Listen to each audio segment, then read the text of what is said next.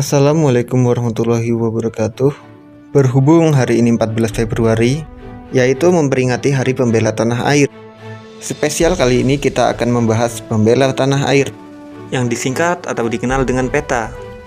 PETA dibentuk oleh pemerintah Jepang pada 1943 yang bertujuan untuk menghadapi Perang Asia Timur Raya dari serangan blok sekutu.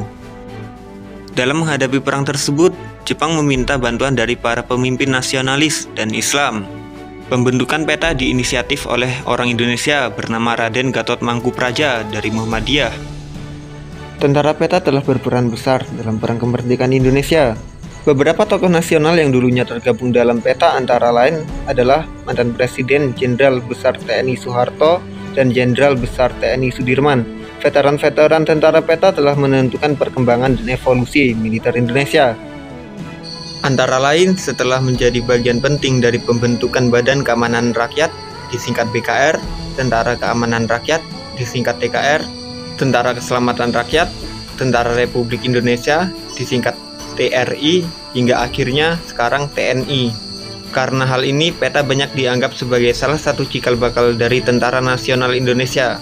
Pembentukan PETA dianggap berawal dari surat Raden Gatot Mangkupraja kepada Gun Seikan, yaitu kepala pemerintahan militer Jepang, pada bulan September 1943, yang antara lain berisi permohonan agar bangsa Indonesia diperkenankan membantu pemerintahan Jepang di medan perang.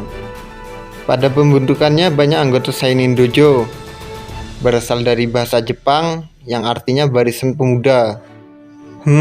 Jadi banyak membahas Jepang, tapi bukan wibu ya. Hehehe. Masa iya sih nenek moyang kita capek-capek mengusir Jepang, malah kitanya jadi wibu. WKWK, bercanda lo gengs. Lanjut lagi ke Seinin Dojo, yang banyak anggotanya kemudian menjadi anggota senior dalam barisan PETA. Ada pendapat bahwa hal ini merupakan strategi Jepang untuk membangkitkan semangat patriotisme dengan memberikan kesan bahwa usul pembentukan PETA berasal dari kalangan pemimpin Indonesia itu sendiri.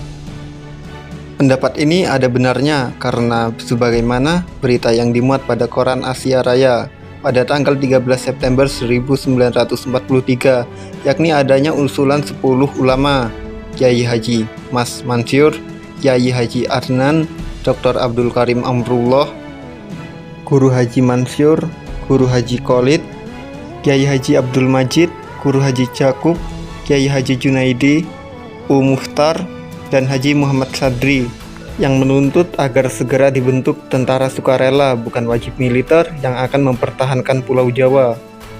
Hal ini menunjukkan adanya peran golongan agama dalam rangka membentuk milisi ini. Tujuan pengusulan oleh golongan agama ini dianggap untuk menanamkan paham kebangsaan dan cinta tanah air yang berdasarkan ajaran agama.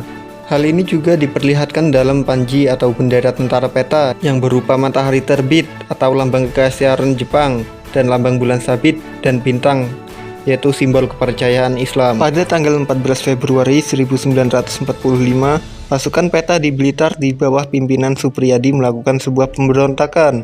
Supriyadi merasa prihatin pada nasib rakyat Indonesia, khususnya di Blitar, Jawa Timur yang hidup sengsara di bawah kekuasaan kekaisaran Jepang selama Perang Dunia II. Penderitaan yang dialami oleh rakyat pribumi dikarenakan kekaisaran Jepang menerapkan kebijakan yang sangat brutal, seperti kerja paksa atau romusa, perampasan hasil pertanian, dan perlakuan rasial seperti halnya kekuasaan fasisme di Eropa.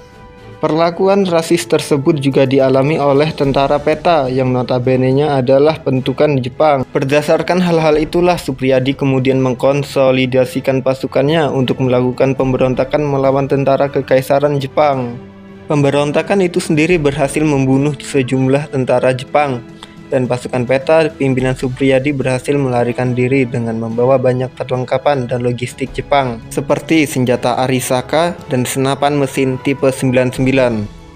Namun, struktur komando Jepang yang tidak membuat PETA memiliki komando terpusat sendiri, melainkan tetap terpusat pada komando tentara Jepang yang berhasil mencegah pemberontakan itu menyebar ke Daidan dan lainnya. Kemudian Jepang akhirnya memutuskan untuk mengirim tentara PETA yang masih setia pada Jepang untuk memburu Supriyadi dan pengikutnya. Tentara PETA yang tertangkap kemudian diadili di Jakarta, pusat komando pemerintahan pendudukan Kekaisaran Jepang di Indonesia. Sebanyak 68 orang anggota PETA yang memberontak berhasil ditangkap, 8 orang dihukum mati, 2 orang dibebaskan. Sementara Suprijadi sendiri tidak ditemukan sampai hari ini. Banyak spekulasi beredar tentang keberadaan Suprijadi.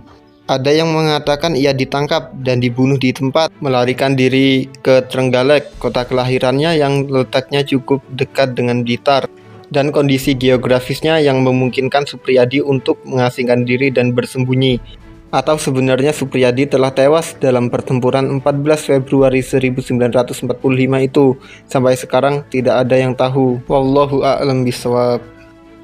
Pada tanggal 18 Agustus 1945, sehari setelah proklamasi kemerdekaan Indonesia, berdasarkan perjanjian kapitulasi Jepang dengan blok sekutu, tentara Kekaisaran Jepang memerintahkan para Daidan Batalion PETA untuk menyerah dan menyerahkan senjata mereka, di mana sebagian besar dari mereka mematuhinya. Presiden Republik Indonesia yang baru saja dilantik, yaitu Soekarno, mendukung pembubaran ini ketimbang mengubah PETA menjadi tentara nasional karena tuduhan blok sekutu bahwa Indonesia yang baru lahir adalah kolaborator Kekaisaran Jepang bila ia diperbolehkan milisi yang diciptakan Jepang ini untuk dilanjutkan.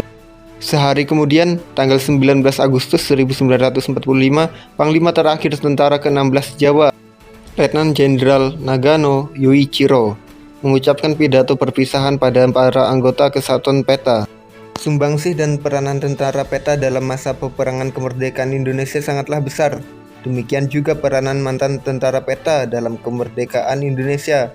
Beberapa tokoh yang dulunya tergabung dalam PETA antara lain mantan Presiden Soeharto dan Jenderal Besar Sudirman. Terima kasih teman-teman telah menonton video ini, semoga bermanfaat.